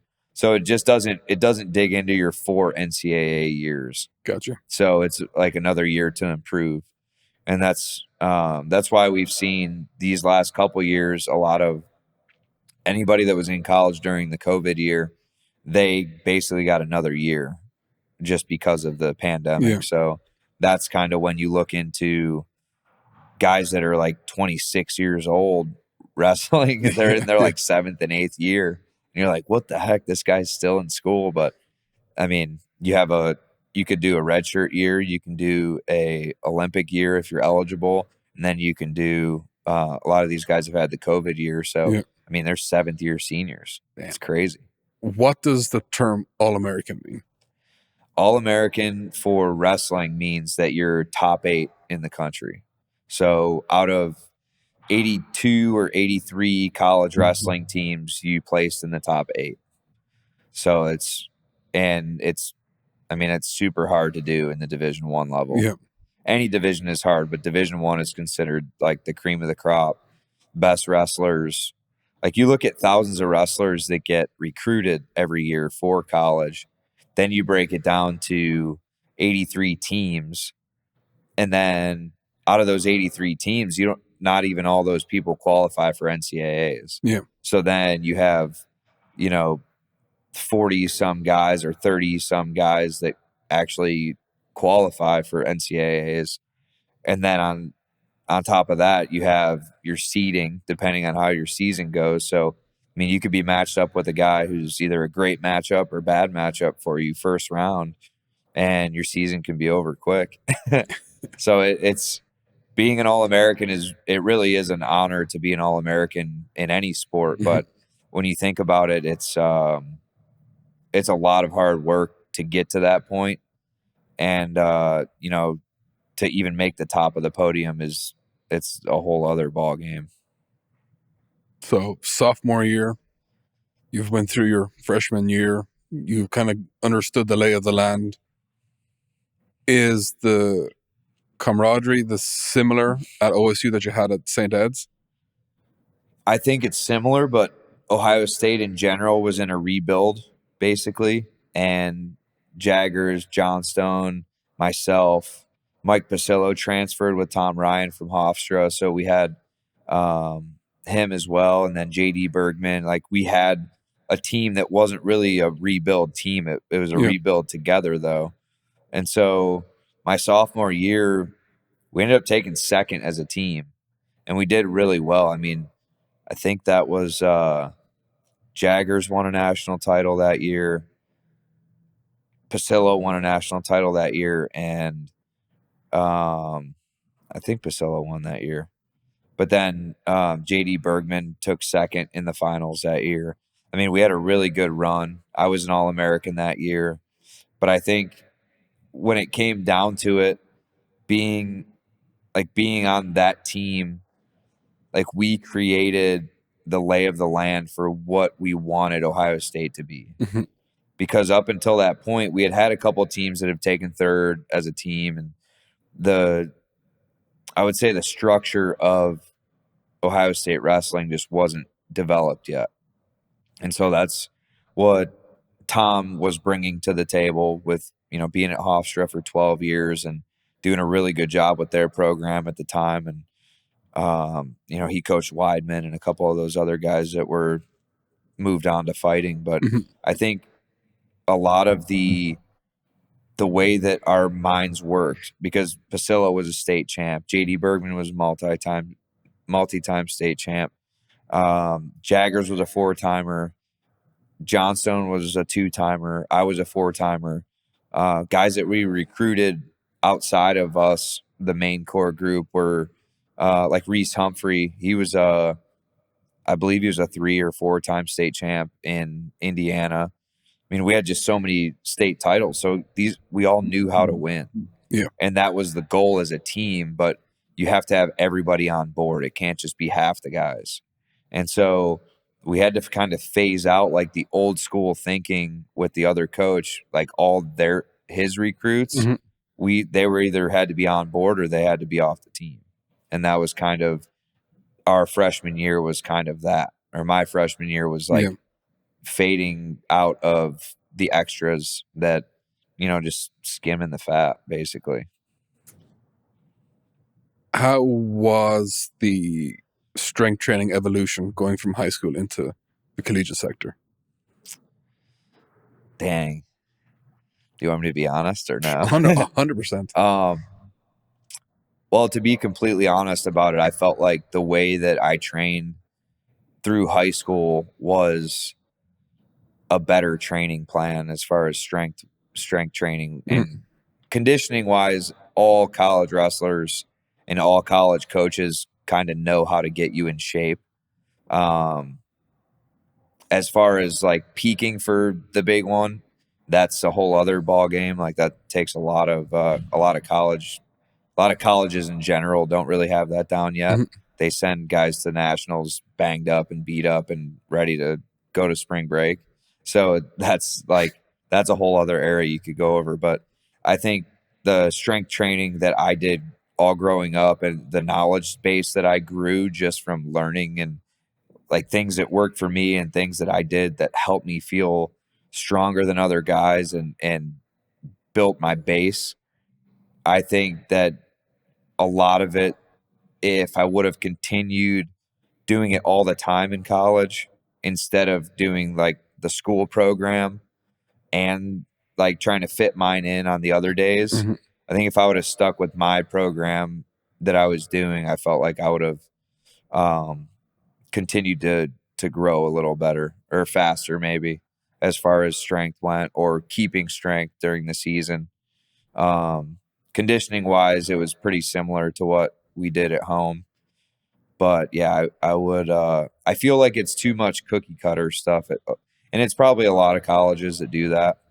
I don't think it's just one college that does that. No. I think there's like you can't have the track team doing the same workouts as the wrestling team. It's just different types of muscles being used that you can focus on certain areas together, like base areas, and then have us doing accessory work separately. But we never, everything, like every paper was exactly the same for every team except football. They obviously they had so much money, they had their own people. Yeah. And, but I would say that a lot of times we would do like because we had our weight room in the wrestling room, and there would be times where we would do team workouts in there that I liked doing better than at the field house. Yeah. Because it was actually applicable to the sport, and the coaches were really good about that. And like Heskett and Lou Roselli, like they were Olympic level coaches, and they were, you know, around these guys all the time. They went all over the world to travel for wrestling and wrestled themselves. So they knew what was being done in other parts of the world, just strength wise, and things that we could utilize to get better and get stronger. And muscle endurance is huge for wrestling. So a lot of the things we were doing with the cookie cutter structure, I just didn't feel like helped my wrestling. It's the college sector is a different ball game. I feel like it's very political over everything else. There is, and not to play devil's advocate to the strength coaches, but the concept of individuality and doing a strength program for the athlete statistically is very hard because the resources, unless you have a lot of money allocated, is not there. And it's a logistical issue of you have all these athletes, so many interns, so many people there. But I think statistically, everything you say be backed up. Most athletes, I'm not sure what it is in the last few years, haven't checked up, but even if you look at football, a lot of the times people's 40 times, everything will just drop. Yeah. But it is interesting to go back to how far ahead your dad was. Yeah. And then how smart you were to start understanding, well, this is what works for me. Because a lot of people find that out too late. Yeah. I feel like that's tough too, because when you're like, you don't want to be the guy who's like, I'm not going to do that. That's not going to help me. So you still do it. And it's not that it's detrimental to you, but that energy that you have, like wrestling's a long season. So the energy that you have to do an outside workout from practice and strength and conditioning is like, I'm going to still go, we had like Jesse Owens South and Jesse Owens North on campus. Like I would just go to those or the RPAC and just get my workouts in, but your body's just dead tired during the season. So trying to add all that extra in, and even though like I did learn some things, like some techniques of how to do some powerlifting and stuff like that, but it was never like, that was never their goal of teaching us. It was mainly just like get through this and move on. So I think a lot of that came down to me just picking my battles with that type of stuff and trying to stay up on what I knew worked for me. And it's like, it's one of those things too, is if it's not broke, don't fix it. Just add to it. Yeah. And so it definitely, I mean, I had a lot of talks with my dad while I was in college of like, dude, I hate these workouts. They don't even know what the hell they're doing. And like, it was just us going back and forth about like, what got you here, what's going to work, what continues to work, and, don't stop what's working for you. And just kind of finding the energy and the time to do that stuff outside of what we had to do with the school. But yeah, I think, I mean, I would agree 100% that you'd probably not keep the same athleticism or strength to a certain extent by doing like the basic training through there. it's just to stay healthy is a hard aspect in wrestling. Yeah. So when was fighting the back of your head? When did that become like, was it in college or was it towards the end of your college career? I started watching fights in high school because I remember I went on a senior trip with a bunch of my buddies after our senior year, and we rented a lake house in like Ocean City, Maryland. We were hanging out there, partying, having fun, and there was a fight on that weekend. And we ended up ordering the fight, and we were watching it. And then we all just started like picking fights in the living room there. And so it turned into like a drunken fight fest, basically, of like everybody trying to choke each other out without knowing how to do anything. Like none of us did jujitsu before. And like most of us, well, one of us, two of us played hockey, the rest wrestled. And so everybody kind of knew a little bit how to fight. So we were all just beating the hell out of each other. And I was like, dude, this would be so fun. Like, it'd be so fun to just go in there and fight somebody and like do it without getting in trouble. Like, that was the main thought back then, because you're like, who knows if they were even getting paid? Like, you never thought of that. We were like, this is cool. Let's watch these guys beat each other up. It was never like a sport at that time. It was more of just like you turn it on because it's something new and it's fun to watch.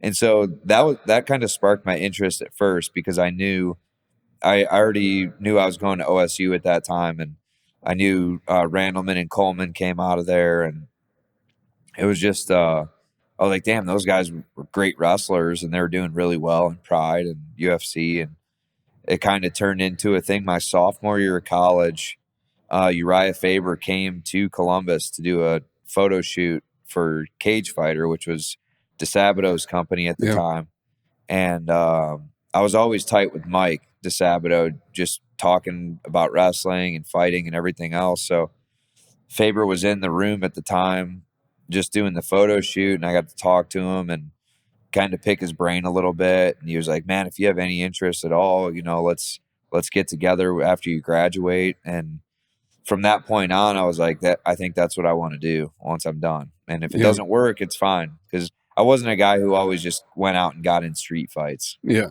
Like, I was probably the guy who would be like, all right, guys, stop, like break it up. And then if something went down, then help my buddies or whatever. Yeah. But I was never a guy who just like would go into a house and start laying people out. So like, I knew I had like the mind for it, and like that trigger and that switch is in there, but it's not just like go somewhere and fight people. So I knew that I had the interest in it, and I was just like, well, I'll find out the first time I spar if I like it or not. And so it was always in the back of my mind since sophomore year. And then right after, it was honestly probably a week or two after NCAA's my senior year, when I talked to Uriah on the phone, and we just had a great conversation. And Mendez was already training out there, and I had watched him. He wrestled Jaggers in the finals a couple years before that, and they had a really tight match that was, back and forth and controversial. And I was tight with Jaggers, and I was like, oh yeah, man, that was a really good match. He's like, I got fucked in that match. Like, so it's like I was always in the middle of this thing for years and years. But Dillashaw was there as well, and he was just getting ready to go on the Ultimate Fighter, I believe, like right when I came out there. So like, these guys were all wrestlers. They all had the wrestling mindset. Like, Danny Castillo was a wrestler, and he was one of the older guys in the group, but he was always like, he kept everybody on their toes. And I was like, man, this is just like a wrestling team. Like, it made it so much easier to choose. Like, that's where I wanted to start my career, because all these guys started from wrestling, and now they're all like knocking guys out and getting submissions and fighting for belts. And I just thought it was cool. And I had watched Uriah fight a good amount in WEC before I even started fighting. So I knew who he was, but I just didn't know like how popular MMA was really getting. And this was probably 2010 at that time. So it was just starting to break the ice of like mainstream popularity, like not even close to what it is now. So I think that sophomore year of college was really where I like took it and was like, all right, this is what I'm going to do. I'm going to give it a shot. So in your sophomore year, back of your head, You're like, okay, there's something to this MMA to fighting. Did that affect how the rest of your collegiate career turned out, or was it just always there and you're going to get through? I think it was always Calibrating. there, but my main focus was still on wrestling. And it was also the question of whether or not I wanted to wrestle internationally after college Yeah. for maybe a year or so to see how I do, and then maybe make the jump to MMA. It was kind of always in the back of my head as like, okay, well, if wrestling doesn't work out, or if I don't want to go internationally with wrestling, or if I don't end up coaching somewhere, then I'll go and start training. Yeah.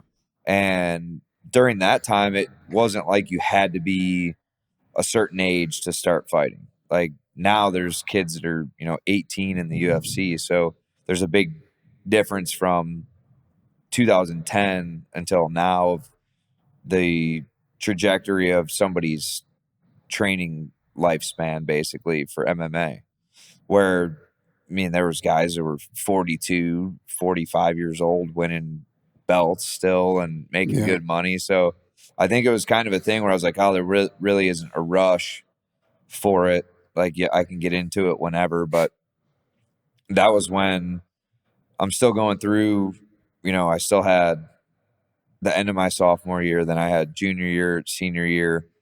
And I'm like, well, if that's the case, then I'll just I'll take it and just go with it. It's not like I was turning down another job to like just move my life to California to train. It was like that was really the only thing that I had in my mind at that time. When you were wrapping up in college, what did you achieve? So in wrestling, I was able to be a 4-time All-American, a finalist, and a Big Ten champion. And I feel like even though I didn't win a national title, I got so much out of the sport throughout college. And I felt like I grew a lot as a person during that time. And it was one of those things where, I only went to college once, but I feel like some people may have regrets of like, oh, I should have went here, should have went there. That was probably the time of my life where I felt that I made the perfect decision of a school to go to that kind of met all my needs. And so that was at the end of when it was all said and done, I didn't win what I wanted to win, which was a national title or multiple national titles. But I felt that the relationships I made, the type of school that it was, the fun that I had in college outside of wrestling and even in wrestling, like every day in the room was just, busting somebody's balls. And then, when it's time to get serious, we got serious. But I think it was like the perfect match for the type of person I was for the school I went to. And even though I had thoughts about wanting to go to other schools and things like that, it kind of it worked out perfectly for me in that sense of it, where I feel like some people really like the thought of going to a certain school until they go there and they're like, oh man, this was the wrong choice. Yeah. So I feel like I did really well with that. And I was able to really embrace the lifestyle of what we were trying to do as a program. And that was to get the program on top and be in the top 3 of the teams at the end of the NCAA tournament every year. And even though it was a building phase for us, I feel like we really laid the groundwork for the next, 5-6 years after I graduated. And they ended up winning a team title and having a 4-time national champion and multiple other champions, an Olympic champion. Like, I feel like it did pretty well from the Tom Ryan always called us the pillars of the program because it was like we were the rebuild, the foundation of the new program. And I hope he continues to keep that mindset.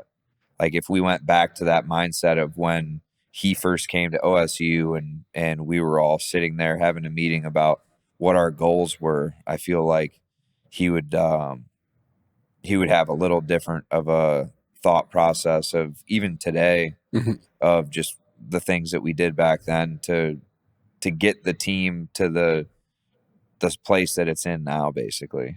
Do you think recruitment or too much focus on recruitment screws things up? I feel like there has to be a focus on recruiting to some extent, because you need people that are accomplished already and they know how to win, and they know that it's just extending from high school to college and they're still winning at the highest level. But I feel even though you can recruit the best kids in the country, there has to be improvement from the time they get there to the time they leave college. Also, there can't, like, you can recruit, even if you recruited a bunch of guys who were 4-time state champions, if they're not improving when they get to the college level, there's zero guarantee that any of them are going to win it. And I feel like that's a big thing that happens at a good amount of schools, is they recruit these guys and then they get them to commit and sign. And then it's like a big breath of fresh air where it's like, those guys haven't accomplished anything yet. These guys still need to learn the college style of wrestling. They need to improve from where they're at now to be able to even compete with the college guys. And then building a structure around that lifestyle for their lifestyle outside of wrestling. Like for me, we were in a building phase, but for me, like outside of wrestling, like I still like to go out and party and be a college kid and live life. And I had the discipline to train when I needed to train, but also not everybody has that balance. Like there's some kids that get to college and have never had freedom in their life, and they just like don't know what to do with it. And it kind of takes them out of their focus. And so I think there's so many aspects to having a great team, and it isn't just recruiting the best guys out of high school. It's improving their lives, psychologically and physically once they get to college. I feel like that's a huge thing that I learned from my time in college. I feel like I'm pretty mentally strong and I can kind of do a lot of things for myself. And, there was times where I went to the sports psychologist on campus just to talk and kind of figure things out. Like if you're going through a slump in matches or you're not winning the big matches that you want to win, and you need to have all of that in your palm if you're a D1 athlete. And I think it's not really something that was like, hey, here's all the things you have available to you to use. And especially now with all the mental health stuff that's being brought to light with people in general, not just athletes, I feel like it's even more important now to be more involved in an athlete's life outside of just running them through practices and making sure that they're ready for the match. That I feel like there's and I don't know what any teams do outside of just practice and stuff like that, but as far as from a coaching standpoint, if I were to be a coach at that level, there would be so many different things just from my knowledge of over the years with fighting, as well as coaching some kids in wrestling, on top of what I did when I was in college compared to now. There would be a lot more things that would be available to the athletes just for their own mental health in general. So I feel like it makes a big difference in your performance when you feel like you don't have all this weight. You know what I mean? Yeah. And it could be things like you don't know what's going on outside somebody's athletic life, like their home life. And when you're a young kid in college, like if your parents are going through stuff or there's family issues, like that's all stuff they have to handle somehow. So they're either choosing to go out and drink it away, or, you could give them an outlet to really get something off their chest or go talk to somebody about. And they're going to be 10 times the athlete by being able to release that stuff. So I feel like that's a huge part of sports nowadays is like, how can I excel to the best of my abilities?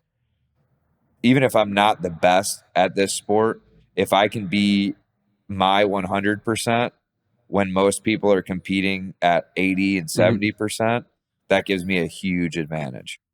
And I feel like that's, I mean, just in sports in general, outside, even outside of college, but I feel like if you can be a good recruiter, that's one thing, but recruiting is just the very small percent of getting somebody to the school. Once you get them to the school, then that's when everything else comes into play. Culture and community plays a huge part. A huge part. Because you want to make them feel like they're involved. You want to make it feel like a family. But also with a family, people call you out on your bullshit. They don't just let you do what you want. So there's a lot that goes into that. And I feel like kind of the tough love aspect of it has kind of gone away with like this new type of culture that we're in now.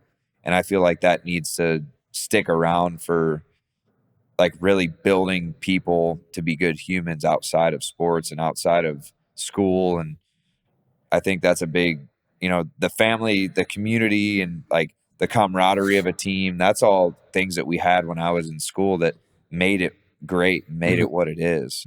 And I feel like once you get away from that and you kind of just focus on being a promoter and recruiter, and you're not focusing on what you have here.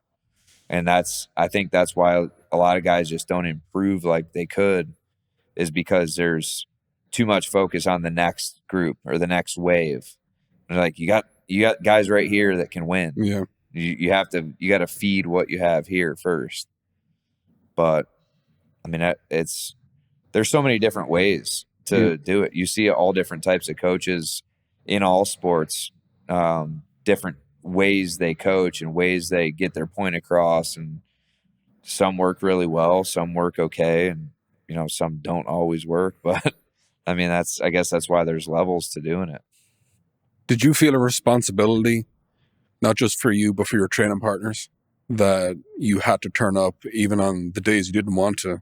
You had an obligation to them? 100%. My dad has actually tried to fight some of the coaches in college because of me wrestling injured. And, there was other guys on my team that if they had an injury or didn't feel good or something, that, oh, we're not going to wrestle this duel tonight. We'll sit you tonight so you can wrestle next one. And, I wrestled almost every match that we ever had, regardless of injury or not. And there was one time it was funny because Tommy Rollins is like, dude, I thought your dad was going to kill Tom. And he literally, it was at Michigan State. It was just a dual meet. And my dad called Tom and said, hey, is he going to wrestle? I know he has stitches in his eye, because I was wrestling in the room and had, a big gash, and they had to stitch me up. And it's like, oh, 100%, he's going to wrestle. And like we planned on wrestling, and I made weight and everything for the dual meet at Michigan State. My dad was like, I'm driving 5 hours just to come watch me wrestle one match, a fucking 7-minute match. And then, like I already knew, like I was like, oh my God, he's going to fucking kill this guy. And literally right as the other guy's walking up, like my backup guy was walking up to wrestle, I see my dad get up out of the stands and walk down. I was like, oh fuck, here he comes. And he just literally like came over at Tom. He's like, are you fucking kidding me? Like just flipping out on Tom, like during the dual meet. And Tommy was just like, oh my God. Like, he's like, dude, I thought your dad was going to kill him. I'm like, he probably wanted to at the time, because he literally told him earlier that week that he was 100% wrestling. And that was the only reason they took the time to drive all the way up here. But it was just funny because he's like, that was just my dad. He's like, he's not going to pull any punches. He's going to tell it like it is, and love him or hate him, he was always honest no matter what. But I think that was, like, that goes back to my team obligation, thinking of, I wanted to wrestle in that match, not because my dad drove there, but just because I didn't like missing any matches. Yeah. And there was a lot of times where I was injured with my meniscus, and wrestled through a lot of stuff and just injuries in general. And I mean, there were times where I was sick wrestling, and I mean, a lot of people don't want to test their record just, if they don't feel 100%, but you're never going to always feel 100%. So that was always my thought. Like, I should be able to beat this guy on my worst day. Which is what training is. It's not preparing you to be the best in the best day. It's exactly. Preparing to be on the worst. Yeah. All right, let me circle back in and ask you some hard questions. Okay. What have you felt is different training here compared to other things? Compared to where you used to train, do you notice any differences in what we do compared to other ways you used to train? I feel like how in detail am I allowed to get? Oh, dude, you make Harold's day if you threw me under the bus. So. Well, I was going to say the main thing that I really notice is the amount of volume that we do and how it's structured and implemented and programmed each week and obviously it's a noticeable difference because my strength has gone up just from the first test to the test we did a couple weeks ago. There's so much going on, like, internally from each workout that we do. So each exercise basically. And so we have like the main exercises, the accessory exercises, and a lot of people from the outside think that it's only a powerlifting gym or it's only like a weightlifting gym. They don't realize that a lot of this stuff goes into your overall athleticism. And like in October when I first started, I could barely like get out of bed. My back was completely wrecked. And so we have things like that at our disposal as well, of like the rehab aspect of let's get you fixed and then get you strong, instead of like, I'll just work through it. And like basically what I was trying to do when I first came. And then you're sending me to John, like, hey, this guy will fix you. You just have to do what he's saying. And like, I'm a completely different person now, just in that short amount of time. And it's nothing short of just having a program and a structure, and like the numbers are there. Like we even talk about it with wearing the strap on top of having the app with the numbers and following everything as we go, is like, it's the statistics are there that it works. And even out of the numbers, like even in practice, like when I go and train or do whatever, like I feel a huge difference in just my ability of my body at 36 years old, just from the last few months of training. And like my joints feel better. My body feels better. I feel like that strength is coming back from when I was younger, when I really just felt stronger than everybody else that I grabbed. Mm-hmm. That type of stuff was starting to go away because I was like leaning too hard into my conditioning type of training, which isn't a bad thing either, but it's more of like, you have to balance them both. Like we talked about before, there has to be a balance of like building this outside of camp, and then you go into camp ready to train already. And then you're building and sharpening that conditioning as you get closer to the fight with your fight training. It's very interesting working with you and Dante, because the feedback you guys give, and I'm comparing a lot of that from working with Matt, because Matt is like getting your PhD with the way Matt is, and brutally honest, and you learn to become objective. And then a lot of coaches tend to forget when you're in a gym, I don't want you to be the best gym lifter. It makes no, like, how can we help you have an opportunity to increase your skill? Mm-hmm. And hopefully what you're seeing, it's not just results, but it's not very complicated. Yeah. It's trying to give you organization and hopefully trying to educate you, because the more educated you become in the system, the better feedback you can give to me, and the whole feedback loop comes in. And to tie it back into what your dad did, I found it so like amazingly smart, to where he was self-taught. Yeah. In that, okay, we need to have some sort of structure. And we need to know, hey, if you got to take it easy, let's take it easy. Yeah. And off the bat, you guys knew how to give feedback. Yeah. And it wasn't just like, hey, what is this? You weren't fearful of questioning, or you didn't go through the motions. Yeah. And a training program is only as effective as one, the buy-in, right? Do you like the culture? Because our gym is, you see it, like Westside Barbell is Westside Barbell. Yeah. It's not going to be sparkling clean. It's not going to have the most amazing like technology-based machines, but the system is sound. Yeah. And then every week we can go, here's what you've done. Yeah. And like, you're the one of the first people to go through, like, dude, you know, how much volume is doing? Yeah. And like, I think I'm doing more than 60 steps, and turns out you're doing 75 steps. Yeah. And then you're like, well, this just added 25,000 more pounds of volume. Yeah.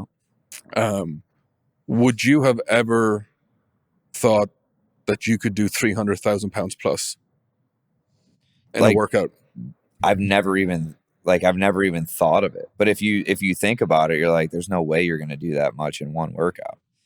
And it's because it's just such a crazy thing to think about. But when you think of, like, once we started talking about like the load, like when you're sprinting, like the load on each step when you're running, like how many pounds that is per step. And then you think about when we pull sleds and when we do the wagon around the building and like all the things that add up, and that's part of the warm up.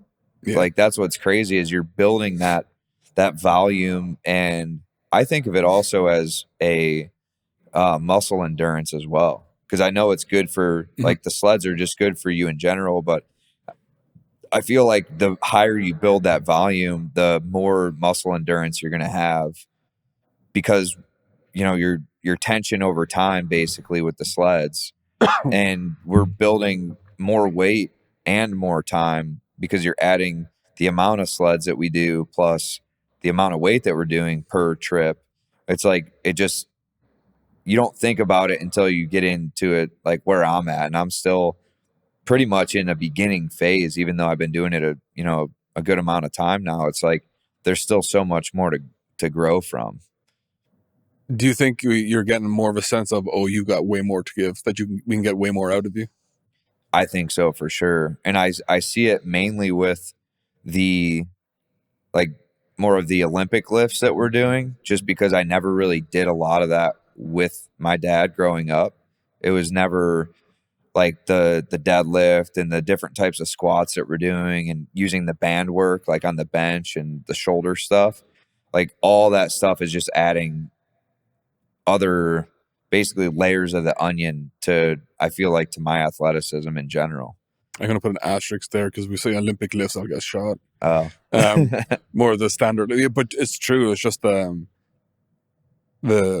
another thing too, I think that's maybe you found different is every week we can change. Yeah. And I think that drives a lot of people insane, and that they like a linear thing. But I keep going back down to the way you came up. It made sense. You're understanding that things have to change. Yeah, you have to shock the system for it to continue to grow, or else it's just going to be stagnant. Is there anything that when you come into the gym that you're like, oh, okay, I hate this, or I love that? I hate the wagon. That thing pisses me off. I